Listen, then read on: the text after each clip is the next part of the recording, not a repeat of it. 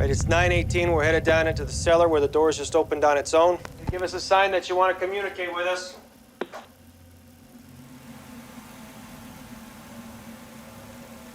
Nothing.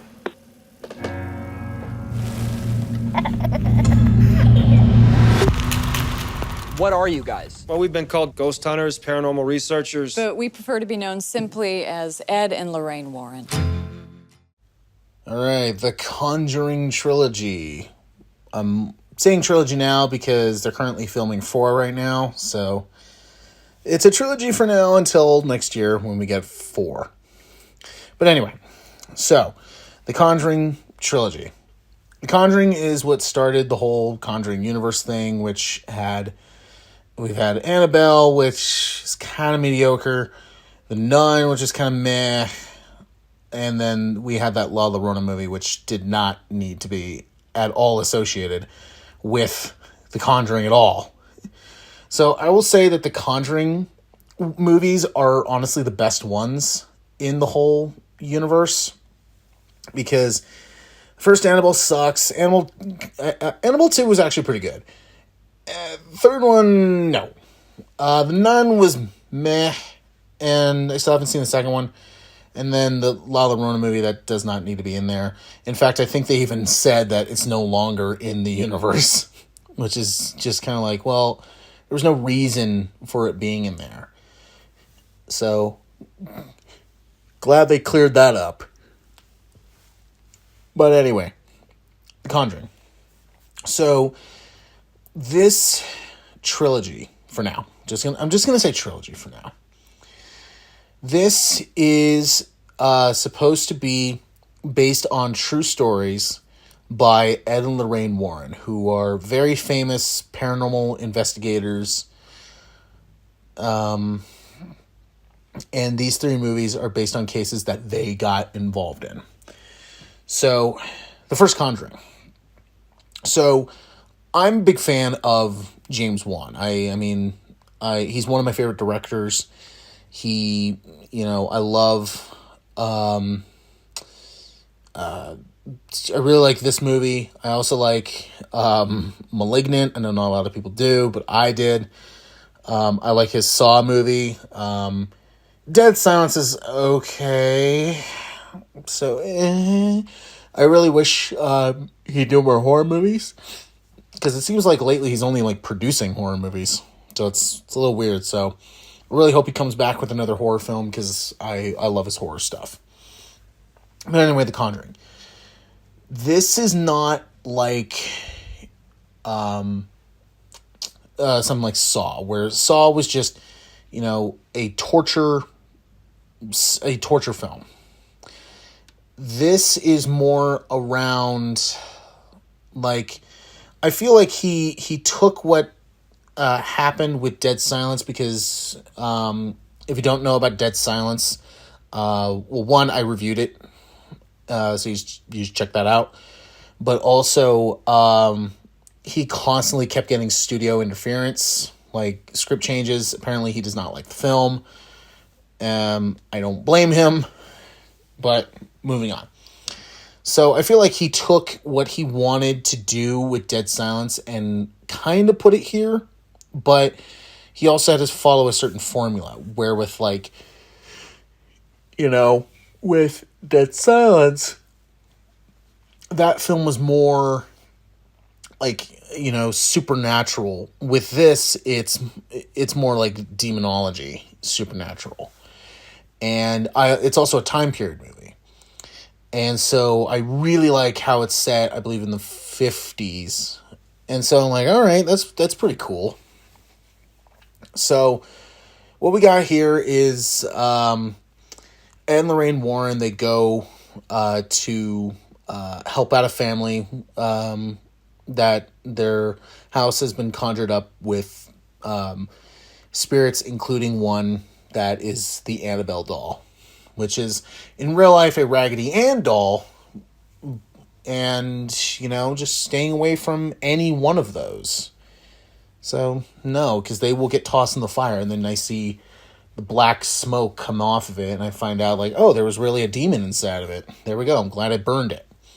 So this film doesn't do what a typical ghost film does, especially when this came out. Because a lot of ghost or supernatural films that were coming out around this time period, they really were putting on heavy with like CGI, cheap jump scare, stuff that you know is going to happen, and it's unsuccessful. This one is genuinely scary in places. I thought it was really well done, the way it builds up scares and stuff. And also, while it does have a little CGI, it's not like completely noticeable, and I thought worked quite well. So, yeah, I like how James Wan, with his horror movies, he doesn't use CGI unless it's truly necessary. Like, there were times in *Malignant* where it sometimes was necessary, and then sometimes it was kind of like all right, it's supposed to be over the top anyway. But something like The Conjuring, he doesn't do that, because they want to play with old school like camera tricks and stuff like that. So they really do make the first film. I'll get to the second one and third one later. But they really do a good job with the first film to make it feel like it's in the 50s, but also something you would see like they would use back then. So it's really cool the way they did it, and I really like James Wan a lot. The performances are really well done. Patrick Wilson and Vera Farmiga as Ed and Lorraine, they do a really good job. I also think that James Wan, he's really good. He's really good with actors too, because in some of his movies, like there's actors in some of his movies, and I'm like, it's interesting. I see you in this, and you did a good job, but everywhere else, I don't think you're good, which is strange. *Malignant* is a prime example, where I was like, wow, you're good in this, but everything else that I've seen you in, you're not good. It's like, it's weird. It's weird. James Wan has that talent. The performances are very, very well done, especially from all of the kids, because it's a big family. They all do a really good job. Now, I will say that I'm actually going to keep repeating this throughout the trilogy. I'm going to repeat it. But they do shove a lot of different creatures and demons to basically make a franchise. It's almost like they had the story, and then Warner Brothers came in and said, hey, we want to potentially make this a franchise. If it succeeds, we want to make this a franchise. So can you put little parts where these like other creatures and demons show up, but make it fit, and so that way we can build something around that. And unfortunately, the three Conjuring movies so far, unfortunately, do that. And at times it works, but at other times it's like you kind of just threw this creature or demon, you threw this entity in here, and it's like, okay, we'll see them in a different movie. Like, Annabelle most of the time just looks creepy when it's something else. It's like something else that's conjuring up the house. So it's kind of like, okay, well, she'll get her own trilogy. And unfortunately, that's what happened. So, I'm going to keep repeating that, unfortunately. So be prepared to basically hear like a parrot saying it over and over again. And also another thing, too, is that it's not entirely accurate to what actually happened. But, of course, it's a movie. They're going to change stuff around. In actuality, I believe the Warrens got kicked out. And they either moved out or they they live there, but they purge the spirits without them. I don't know the full story, but I do know that the Warrens did get kicked out by the husband. So the whole like, hey, we did it kind of thing, it was like, no, that's not what happened. But it is a movie. They're going to change stuff around. They always do, because they want to make money and they want to make audiences feel good. So, yeah. Especially if you show all this stuff and then just at the end they just get thrown out. It's like there was no payoff. Like there was nothing there. So, I understand it. So, I think this is a really, really good movie. You could watch this as a one-off without really like watching the whole series. That's what I think is so good about at least the Conjuring movies, is that you can watch them and then not know there's other series out there like the Annabelle ones, like the Nun movies, which we'll get to that in a minute.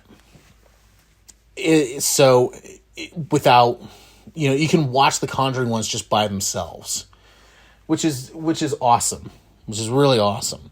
So I think James Wan did a great job with this. I think personally this is my favorite one in the trilogy, so I give it a great.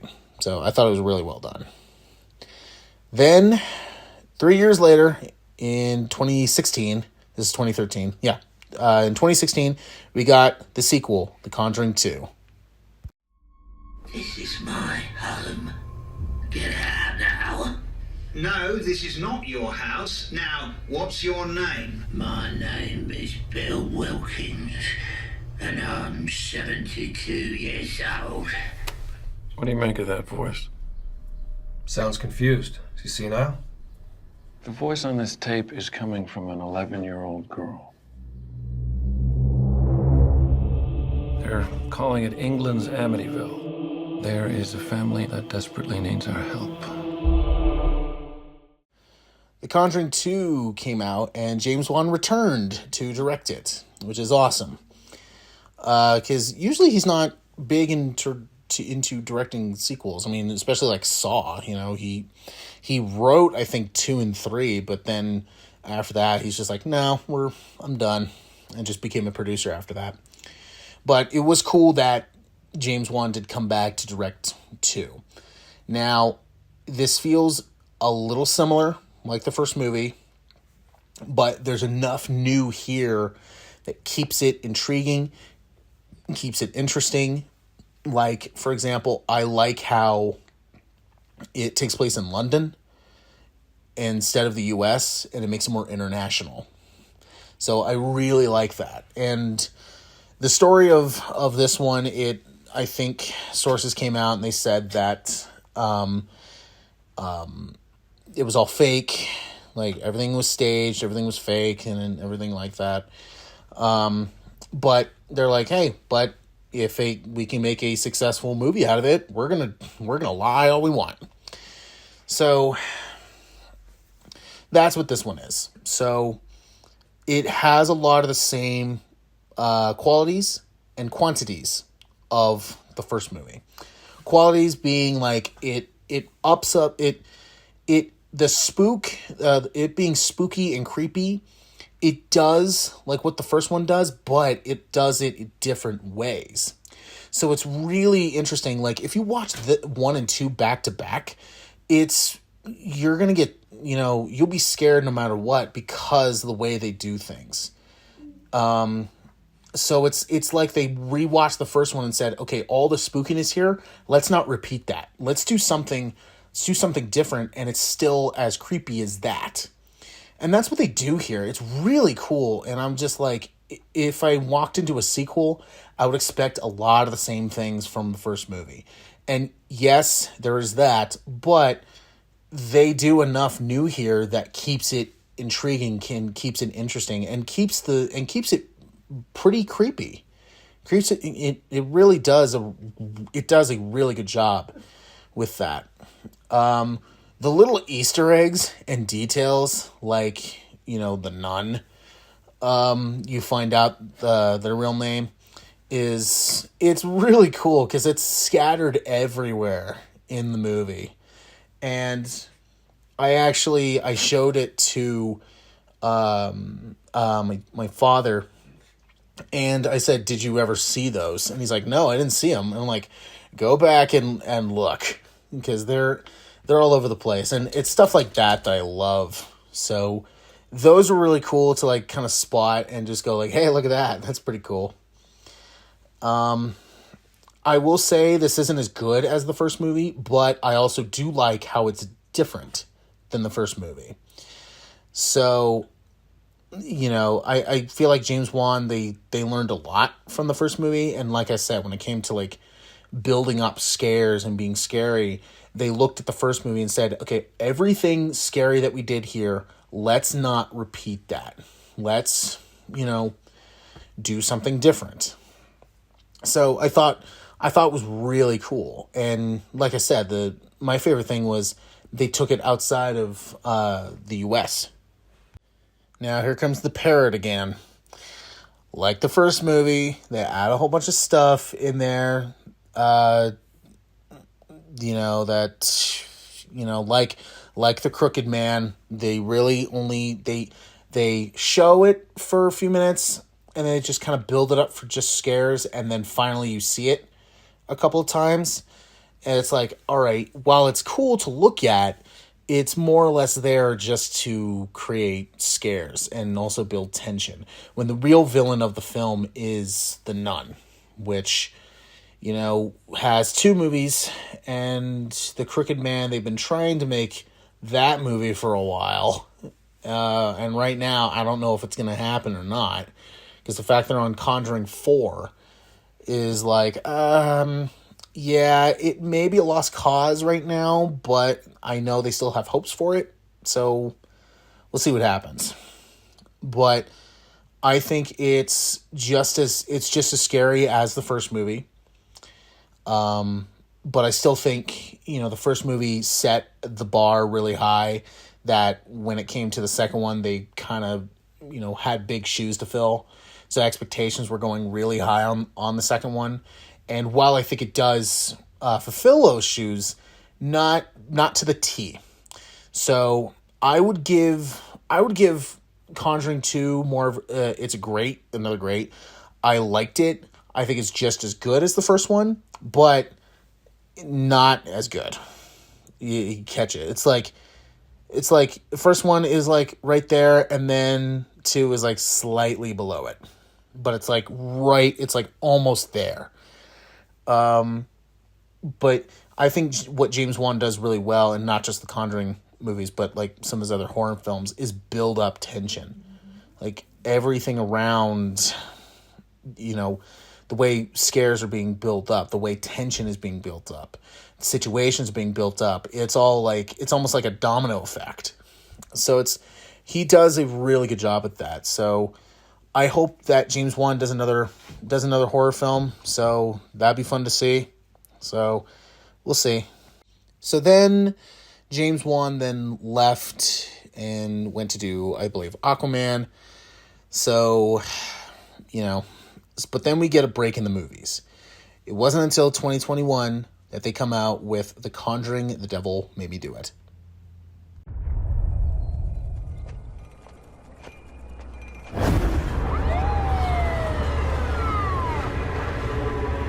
Hey! You okay there? Jesus. I think I hurt someone. This is Ed Warren, here with Lorraine. All right, let's get started. Residents of Brookfield were shocked this afternoon by the broad daylight murder of Bruno Sauls. All right, The Conjuring, The Devil Made Me Do It. All right. So I was pretty disappointed to find out that James Wan was not going to come back and direct the third Conjuring movie.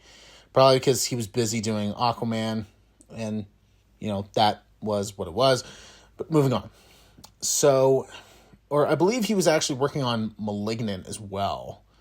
Yeah, he did Aquaman, and then immediately after he did Malignant. So he wasn't busy. So he was pretty busy doing his own stuff and didn't come back for this. So instead, it ended up being the director of The Curse of La Llorona. When I heard about that, I was very nervous, because La Llorona was just, the only good things in that movie was some of the acting and the build-up and the setups for some things. Other than that, movie just kind of sucked. So I was really worried going into this third film. And then I saw it. I was like, wow, that surprised me on how well this turned out. So I wouldn't put it in the same boat as the first two movies, but this was surprisingly really good. This was a good addition to the series. And I'll start with, performances. Patrick Wilson and Vera Farmiga, they're great. They're great together. The setups for a lot of the scares, it's definitely not like James Wan build-up scare, but the scares, the build-up scares that they do in the movie, it's still quite well done. I was like, wow, okay, that was really, really good. Some of the cinematography I thought was pretty cool. Like, I also like how there were scenes where, Farmiga, she is like using her powers, and like time just all of a sudden just like sims by like it's Evil Dead 2. So, but the way they do it is quite cool. I was like, all right, that was a cool shot. I liked that. Now, the bad. Climax first does not have the same punch that 1 and 2 have. It feels kind of like, okay, build up. Okay. Like, all right, we'll just end it. We'll call it here.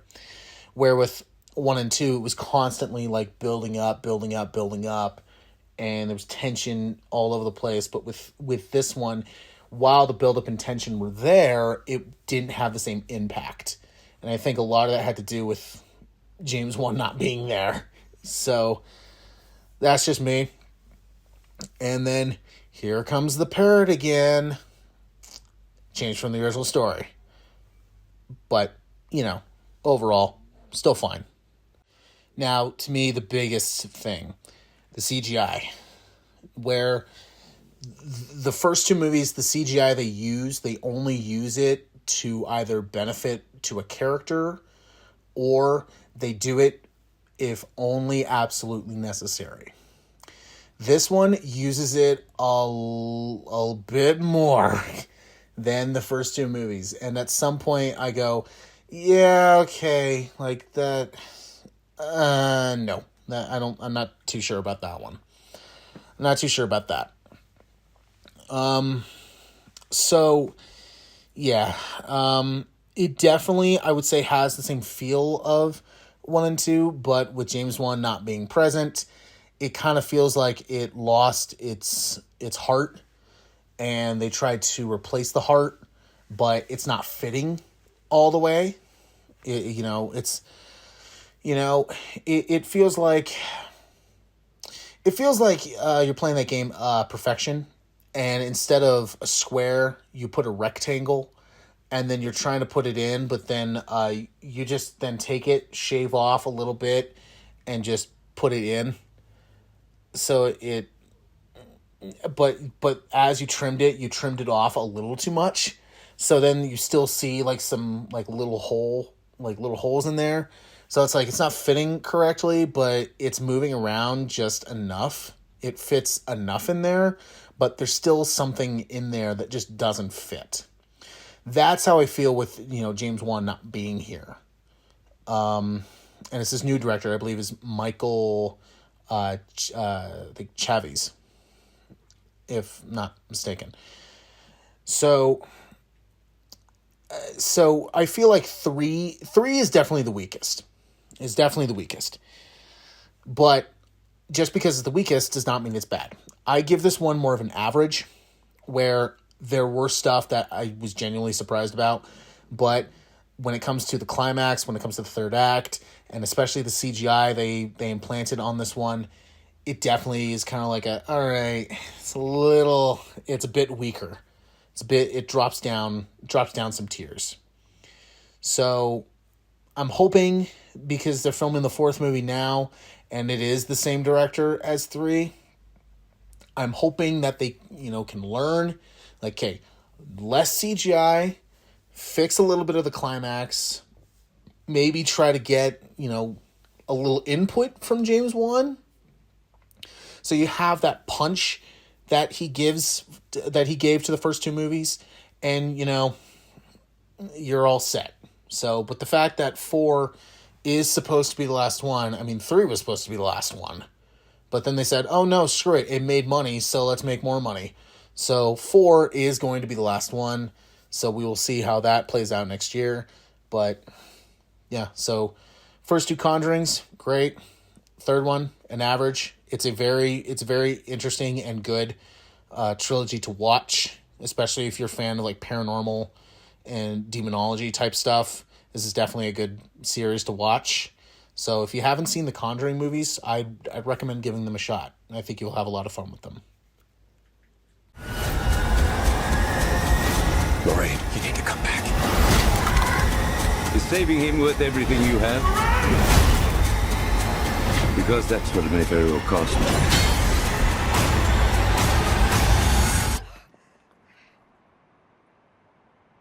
Lorraine?